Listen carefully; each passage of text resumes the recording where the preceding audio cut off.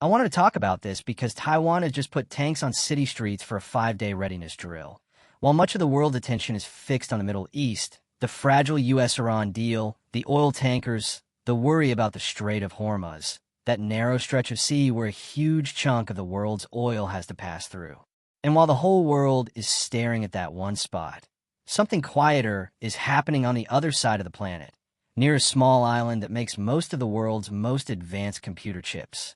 And this matters far beyond Taiwan, because the island sits at the center of the advanced chip supply chain that powers phones, computers, cars, and data centers. On Monday, tanks rolled down city streets in Taiwan, not in a parade, as practice.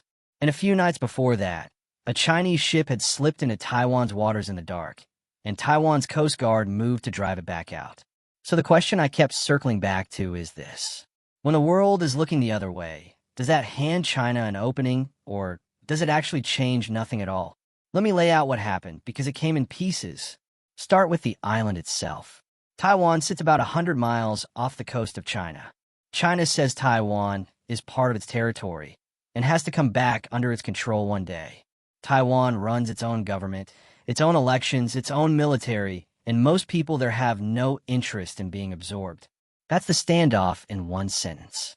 Now, this month, Taiwan did something different with its army. For years, many of its most visible drills were scripted and rehearsed, more like demonstrations than genuine surprise tests. This week, it threw that script out. Starting Monday, it kicked off a 5-day exercise it called, plainly, an immediate combat readiness drill. The whole point was to make it unscripted. Real troops, real streets, real equipment, no rehearsal, built around one specific nightmare. The nightmare is this. China runs one of its routine exercises near the island, and then, with almost no warning, that exercise just turns into the real thing. And the timing wasn't random. The day before the drill started, Taiwan tracked 21 Chinese military planes near the island, fighter jets, an early warning plane, refueling tankers, and most of them pushed past the island out into the open Pacific. So why now? Why tear up the old playbook this particular month? Here's the thing. The planes are the loud part, but they're not the part that actually worries Taiwan's commanders.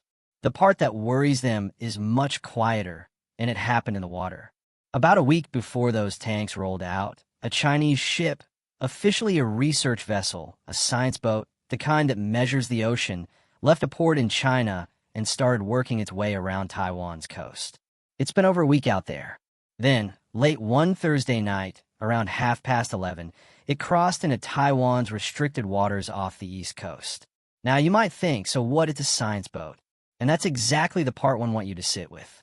Because what a boat like that measures, water temperature, saltiness, the shape of the seafloor, is also exactly the information you'd want if you were trying to hide your own submarines or hunt the other side's submarines in that same deep water. Civilian science and military planning can use much of the same ocean data. That's what makes it so hard to call. Taiwan didn't wait around to argue about it. It sent 2 small patrol boats, one bigger and one tiny, to shadow the Chinese ship, radio it that China has no say over those waters, and then physically swing around it, making waves to disrupt whatever it was doing until it left the restricted area. Okay, step back, because here's where the real story is hiding. What China is doing isn't a build-up to one big dramatic invasion next week. It's the opposite of dramatic. It's slow. The research ships, the Coast Guard escorts, the planes day after day, put them together, and you start to see the actual approach. It's not attack. It's wear them down and blur the line. Think about what that does. Every time those planes show up, Taiwan's pilots have to scramble. Every time a ship noses in, the Coast Guard has to chase it. Do that often enough for long enough, and 2 things happen. Taiwan's people get tired, because you can't stay at full alert forever. And the rest of the world gets numb, because the 100th incursion isn't news. And if the line between a drill and an attack gets fuzzy enough, then one day the real move can hide inside a routine one. That's the whole game. That's why Taiwan ripped up the script, because an army that only knows the rehearsed steps can't react to something that doesn't follow them. And here's why you, watching this anywhere in the world, should care. This isn't just 2 governments arguing over a strip of water. That island makes the brains of almost everything you own, your phone, your laptop, your car. A large share of the world's most advanced chips is made there. So if that island ever goes dark, it's not a regional problem. It's your problem in the form of empty shelves and prices that stop making sense. There's a piece most coverage left out, too. While Taiwan was chasing ships, Washington was fighting a much quieter war, on paper. Earlier this month, the U.S. updated a list of Chinese companies it treats as tied to the Chinese military. It's not a sales ban exactly. It's more of a name-and-shame list, but it's the on-ramp to harder restrictions. And from the end of this month, the Pentagon faces procurement restrictions involving companies on it. This time, they kept two of China's biggest memory chip makers on that list, the firms that make the storage inside your devices. So the chip fight isn't only about the island anymore. It's about quietly walling China off from the technology one list at a time. So who's actually winning here, and who's bluffing? Honestly, in the short run, the slow squeeze favors Beijing. Every probe that doesn't get a hard response nudges the line a little. They map a bit more water, they make their presence feel normal, and they pay almost nothing for it. No shots fired, just some criticism they can shrug off. The people paying the real price are the Taiwanese crews running on no sleep, and the global companies that now have to plan around all this risk. But here's the part people miss. China is boxed in two. The one thing Beijing genuinely cannot afford is to try something big and visibly fail.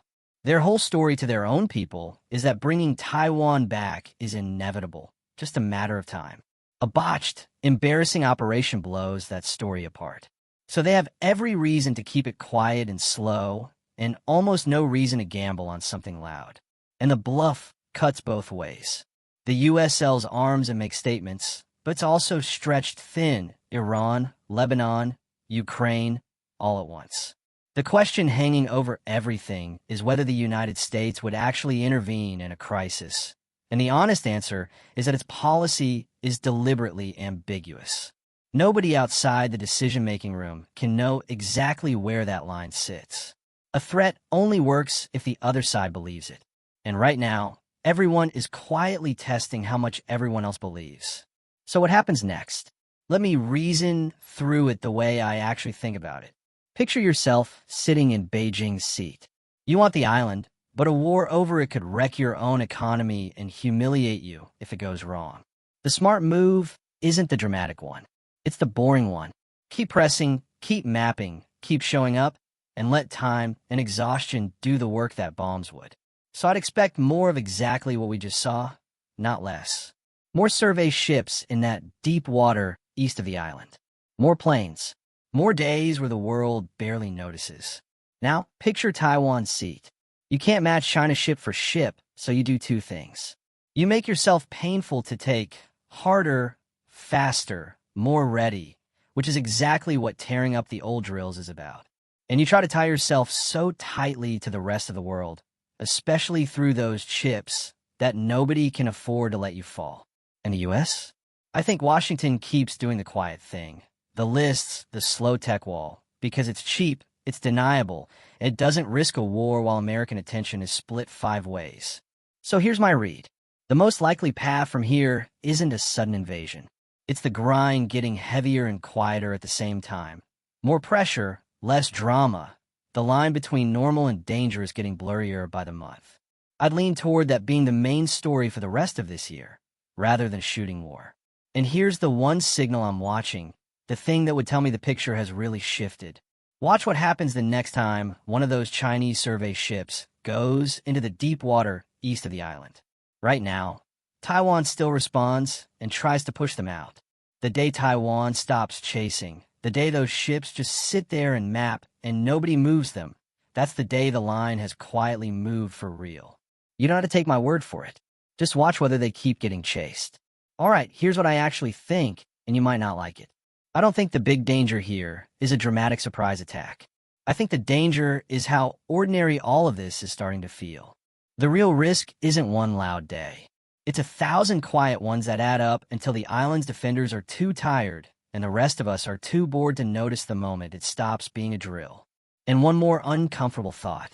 Those tough new American lists might actually backfire. Push China further out of the global tech system. And you may also strengthen Beijing's incentive to build a more self-contained one that could make its civilian and military technology systems more tightly connected, not less. Sometimes pressure changes behavior. Sometimes it hardens it. So that's where this sits. Taiwan ripping up its own playbook. Chinese science ships mapping the dark water off its coast. Washington fighting with paperwork. And an island that makes the world's chips trying to stay standing while everyone stares at the Middle East. I've given you my read, and now I genuinely want yours. Drop it down in the comments, especially if you see this playing out differently than I do. And if this made the whole mess a little clearer, give it a like, send it to someone who keeps asking what's actually going on over there, and subscribe so the next one finds you. See you in the next video.